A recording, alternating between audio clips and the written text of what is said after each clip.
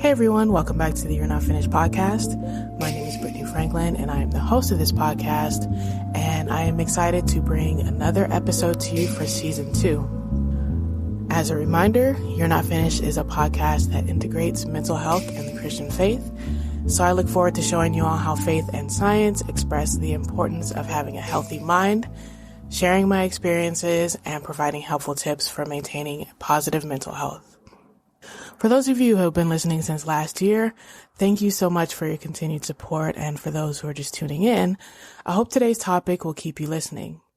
Today, I'm going to be talking about death and grief and how they affect your mental health and are at times, unfortunately and inevitably, part of our mental health journey. As always, before I start, I just want to say if these topics cause you mental or emotional distress, please refrain from listening or listen with caution. So with COVID-19, the war and unrest in Ukraine, and the news of many deaths recently, I have been thinking so much about death and grief lately. To be honest, I think I've been driven by the thought of things being temporary and uncertain in this life since experiencing a couple of huge transitional events in 2018. I've been reflecting, and I believe I briefly mentioned this on a prior episode, but I've been reflecting and I realized that June 6th, 2000 and June 6th, 2018 are the days that have shaped my life and actions the most, without a doubt, to the point where I'm not sure how to move past those dates. After my grandma's death in 2000, for example, I literally can't not say I love you to someone, even if there is anger or an argument. I also tend to over-apologize and make sure everything is spoken before the day is over. After my aunt's death in 2018, I said I would never be a caregiver again or operate in that role. I don't know anybody other than my mom who realizes how painful it is to have an inexpressibly deep bond of that kind with someone just to end up watching them die. Those two events are different because, on one hand, it's experiencing someone being suddenly and unexpectedly gone, which was my grandmother. And on the other hand, it's watching someone else slowly die over a couple of days' time, which was my aunt. And those things happening on the exact same day, 18 years apart. Then a week after my aunt passed, I lost a very close friendship. I've also talked about this a little bit in prior episodes about how painful that was for me.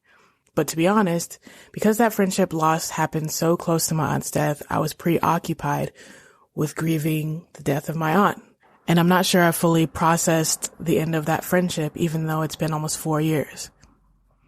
Actually, I know I haven't, because that person recently sent me a random text message and it threw me off for a couple of days. I'm still thrown off, to be honest, because I know I will be thinking about June 2018 for a while. By the way, if you have a significant falling out with a friend and you're feeling the itch to reach out to them years later, don't do that without acknowledgement of the fallout or act like nothing happened. At least don't do that to me, because I'm too 35 years old to engage with that. Seriously, I know age doesn't mean maturity, but seriously, don't do that to anyone, because that's not okay, and it reveals a lack of self-awareness, respect for others, and emotional maturity. There needs to be a meaningful conversation or none at all. Anyway, these events have influenced the way that I think about life. I live from a foundation of everything being temporary, to the point of sometimes being slow to pursue future endeavors or not fully being intentional about fulfilling goals. And it affects the way I spend money and the way I interact in my relationships with people. Just like the example I gave about always letting people know I love them, because I know, based on my faith and just by looking at the state of our world, that tomorrow isn't promised. And I don't know if me saying that to a friend or loved one today will be the last time. So I just have to make sure that they know, because although my grandmother knew, I didn't get a chance to tell the last time I saw her. What's even crazier about this is, upon reflecting even further, I'm not sure if this stems from fear or acceptance, or a little from column A and a little from column B. But this is definitely something I'll be asking my therapist next Thursday. As you can tell by listening to all of that, death has had a significant impact on my mental health. And it's kind of inevitable that it does for most, if not all people, since that's such a difficult transition. So I want to talk about some of the effects of death and grieving on mental health and give a few tips on how to process. I want to reference a study conducted by Dr. Catherine Keyes and her colleagues on the connection between unexpected death and psychiatric disorders, which you can find at the Psychiatry Online website. In the article, they say that unexpected death of a loved one is most frequently cited as the most severe, potentially traumatic experience in someone's life, even among individuals with a high burden of lifetime stressful events.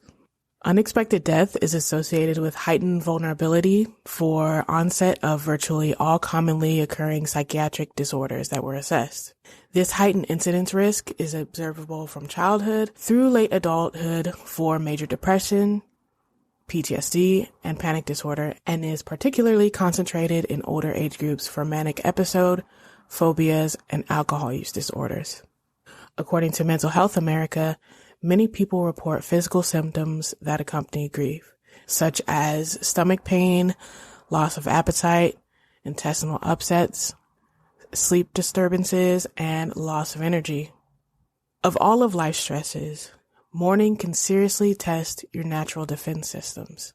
Existing illnesses may worsen or new conditions may develop.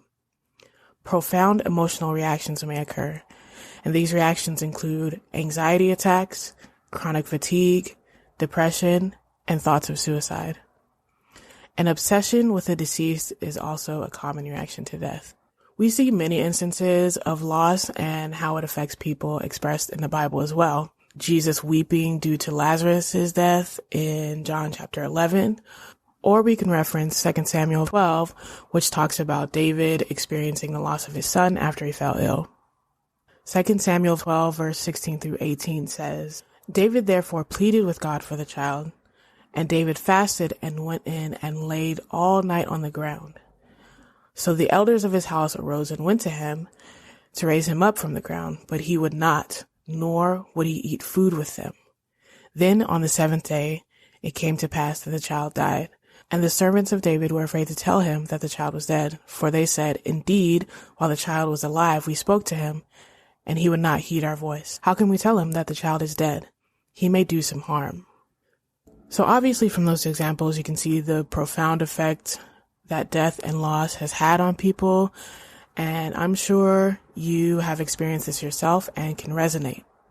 A few ways to process grief in a healthy way, according to recoveryvillage.com, is to first of all, remember and celebrate the life of your loved one by talking about them and honoring them. Now, I want to acknowledge that this is not always easy to do, and that ability to do so sometimes depends on the relationship or connection you had with the loved one that you lost. It may take some time for you to get to this first step because of how deeply impactful loss is. But it is important to remember and honor and think about the good memories that you had with them for sure. The second step they offer, which I believe might need to be the first, is to acknowledge your feelings. My really good friend always reminds me, literally all the time, that it's okay to feel my feelings and that it's important to do so. If I don't do that, I can get stuck in a moment or a mindset and not ever heal or move forward. Not acknowledging how you feel about the loss of a loved one creates an environment for you to experience additional mental and emotional damage from the experience. A third step, and the last one I'll mention for this episode, is seeking out support. Grief and loss are never supposed to be experienced alone, and doing so could potentially lead you to self-harm or cope in negative ways and not get the care that you would need while going through the process. Don't be afraid to reach out to safe friends and loved ones, seek professional counseling, or you can head over to www.griefresourcenetwork.com for hotlines you can call or more resources there. There are also additional steps over at recoveryvillage.com, so I'd recommend you would visit that website. And also know that recovery is not just a one-time process, recovering from grief. Sometimes it's a lifelong process. I'm still working through my grandmother's death, even though it happened 18 years ago, and my aunt's death that happened 4 years ago almost. It'll be 4 years this June. So don't put a time limit on how long it takes you to move forward from the loss of a loved one, because it is an extremely difficult thing to work through. So just give yourself some grace and take one step forward at a time, even if you move slowly. Before I close out, I want to leave you with a scripture authored by David, who again lost his son due to sickness. He wrote in Psalm 34:17 and 18, "The righteous cry out and the Lord hears. He delivers them from all their troubles. The Lord is near to the brokenhearted and saves those who are crushed in spirit." And so I know this is rang true for me, but God has 100% every single time comforted me in the midst of dealing with those hard emotions and the feelings of missing someone who you loved and is no longer here, or really any heartbreaking experiences that I've had. He truly understands how loss feels. And so because he understands that, he's able to comfort you in the best way. In order to keep the format of the podcast, I'm going to go ahead and end it here. But if you need additional resources for mental health, addiction, and suicide prevention, head over to www.you'renotfinished.com and click the Get Help section. If you want to share your story as someone with a diagnosed mental health or mood disorder, or share how you're overcoming grief and you're okay with that being shared publicly or anonymously on the You're Not Finished website, shoot me an email to you'renotfinished@gmail.com. Make sure to follow me on Twitter at YNFinished and on Instagram at YNFcast to stay up to date on latest episodes and for more encouraging content. Also, don't forget to rate You're Not Finished on Apple Podcasts or on Facebook if this resonates with you or if you really enjoy the podcast. Thank you so much for listening, and I really appreciate you. Hope you have a great day and finish well.